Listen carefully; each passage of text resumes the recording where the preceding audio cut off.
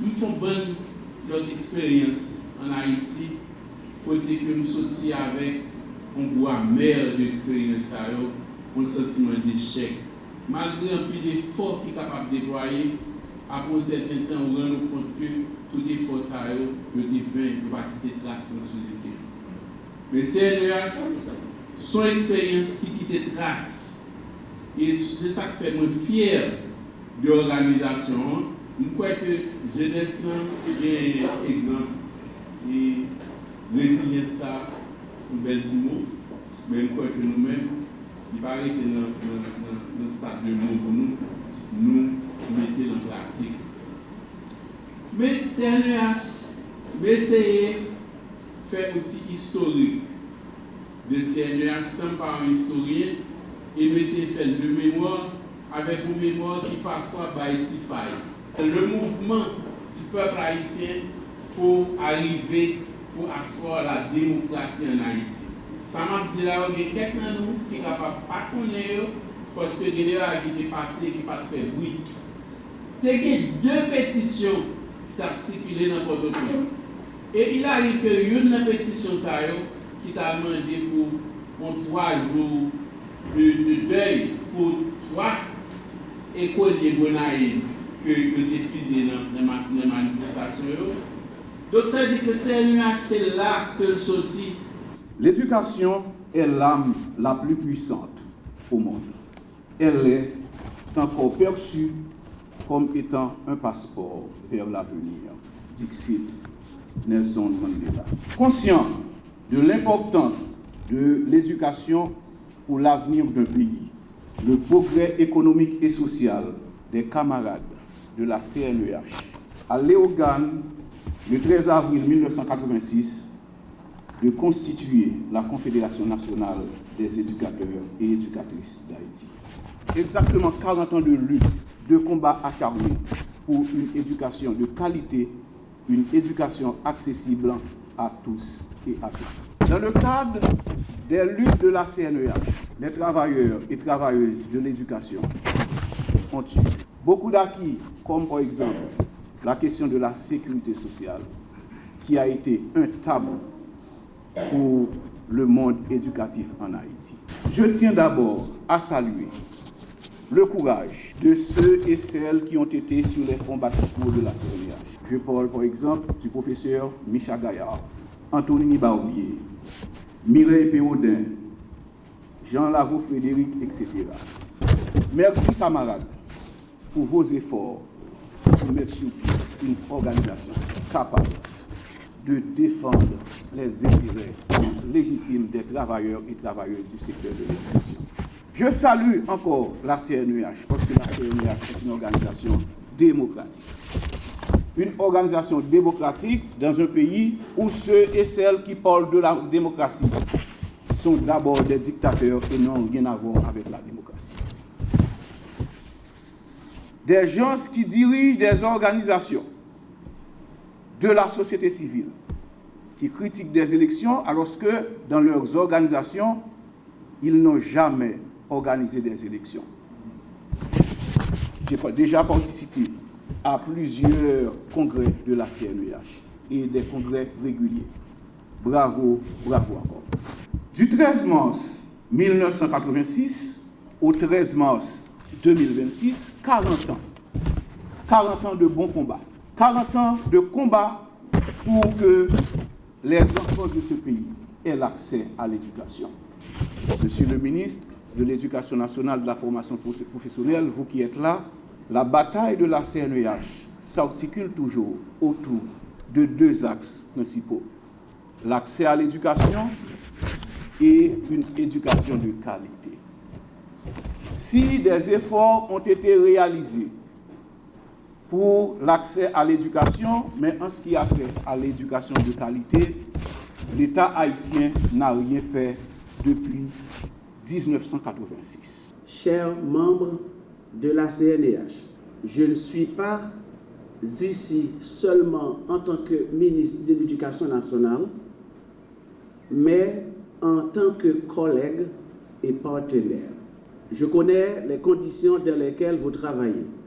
Je sais que derrière chaque leçon donnée, il y a souvent un sacrifice personnel. J'ai été professeur enseignant au lycée Faustin Soulouque de Petit-Goâve, puis enseignant au lycée Horatius Laventure à Delma 31, qui est maintenant à Delma 75, et jusqu'à présent, j'attends mon salaire pendant 5 ans d'enseignement.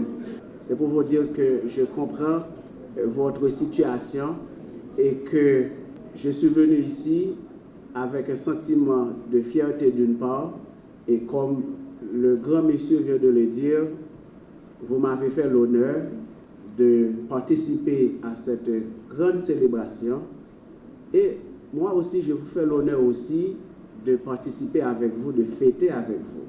Le thème retenu pour cet anniversaire nous interpelle. Il nous rappelle que l'enseignant n'est pas un simple dispensateur de savoir, mais le bâtisseur de la cité. Un enseignant, c'est un producteur d'hommes bien pensants. Un médecin, c'est un producteur d'hommes bien portants. Un ingénieur, c'est un producteur de maisons.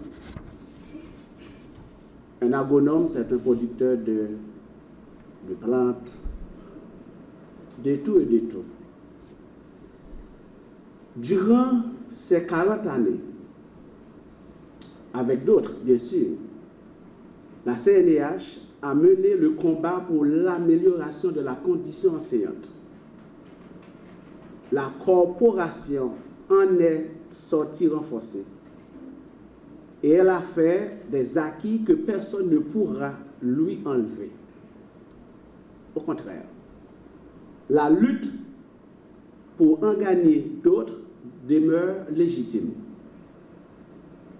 Sur ce point, le ministère de l'Éducation nationale reste disposé à accompagner toutes les organisations syndicales qui, à l'instar de cette confédération, entendent travailler pour transformer l'école haïtienne en vue de transformer la société haïtienne.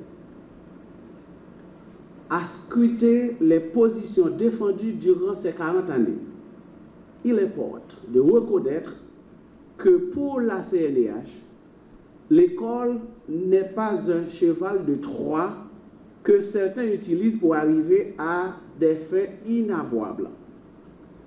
Pour la CNEH, l'action syndicale n'est pas une échappatoire, ni un paravent, mais un engagement fondamental d'enseignants compétents, expérimentés, croyant que l'éducation est le premier levier de relèvement de la nation.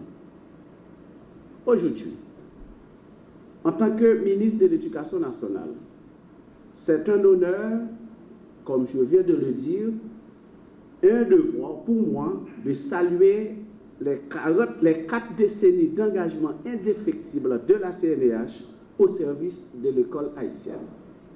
40 ans, c'est l'âge de la maturité, disais-je. Si vous avez l'habitude de lire votre Bible, vous noterez que David a passé 40 ans à diriger le pays.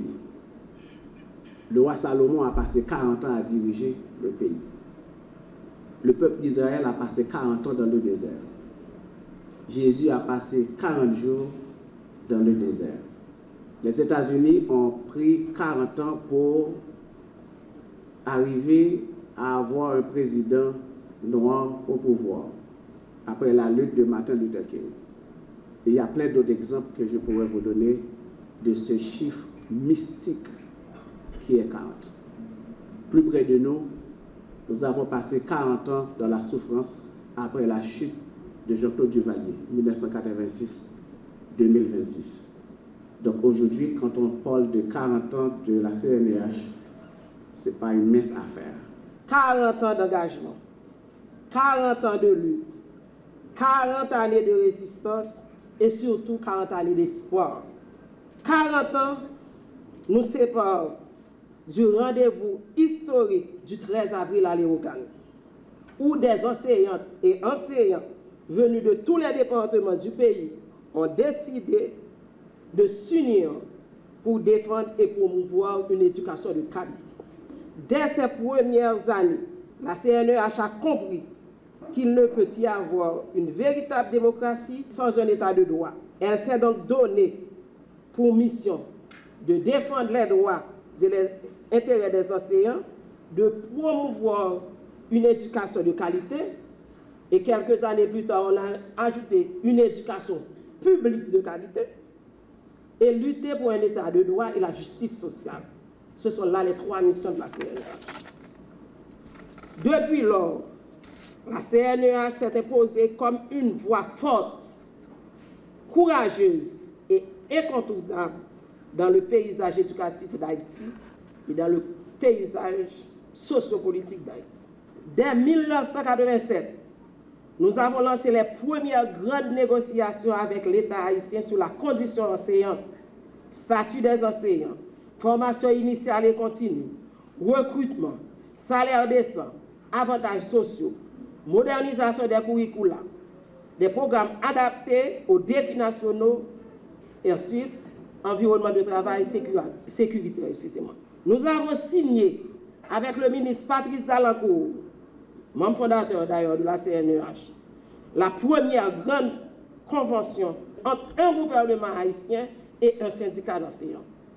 Depuis, nous avons continué successivement avec les ministres Leslie Voltaire, Emmanuel Butou, Vanner Pierre, Nesmine Maninga et bien d'autres à discuter sur les voies et moyens pour une école haïtienne de qualité, ancrée dans nos réalités et ouverte sur les grandes mutations du monde.